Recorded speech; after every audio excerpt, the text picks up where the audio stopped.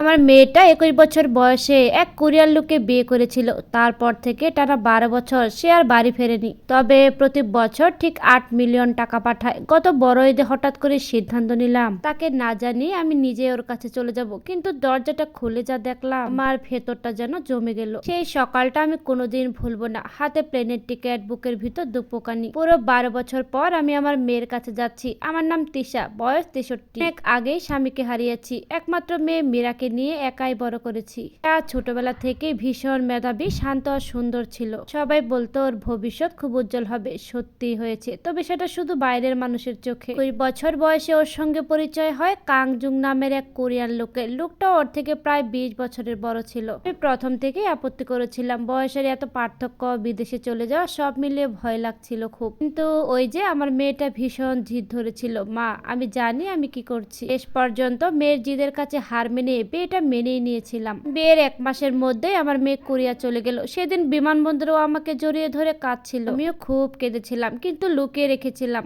ভেবেছিলাম কয়েক বছর ঠিক ফিরে আসবে, কিন্তু না। বছর যায়, আর 1 বছর যায়। 5 বছর পর আমার প্রশ্ন করা বন্ধ করে দিই। শুধু প্রতি বছর ঠিক সময় 8 মিলিয়ন পেশো এসে পৌঁছাত, সঙ্গে একটা ছোট বার্তা, মা নিজের খেয়াল রেখো, আমি ভালো আছি। এই ভালো আছি কথাটাই আমার সবচেয়ে বেশি ভয়ের ছিল। একটা বার ভিডিও কলে কথা হয়েছিল, দেখতে ঠিক আগের মতোই সুন্দর লাগছিল, কিন্তু চোখে যেন একটা অদ্ভুত দূরত্ব। আমি জিজ্ঞেস করেছিলাম, ফিরবি না মা? ও একটু চুপ করে বলেছিল, খুব ব্যস্ত আছি মা। তারপর আর জিজ্ঞেস করিনি। অনেক সময় সত্যিটা জানার ভয়ে প্রশ্ন করে না। এদিকে আমার বাড়ি, জীবন সবই বদলে গেছে সেই টাকার কারণে। জানেন, সবাই ভাবে আমি খুব ভাগ্যবতী, কিন্তু তারা এটা জানে না একটা ভরা পেটের সামনে একা বসে খাবার খাওয়ার কষ্টটা কেমন। প্রতিটা জন্মদিনে আমি ওর জন্য আলাদা প্লেট রাখতাম, তার প্রিয় খাবার রান্না করতাম, বসে বসে কাঁদতাম। 12 বছর পর হঠাৎ একদিন সিদ্ধান্ত নিলাম আমি নিজেই যাব। পাশের বাসার এক প্রতিবেশীর সাহায্যে টিকিট কাটা হলো। জীবনের প্রথমবার প্লেনে উঠলাম। পুরো পথটায় হাত কাঁপছিল।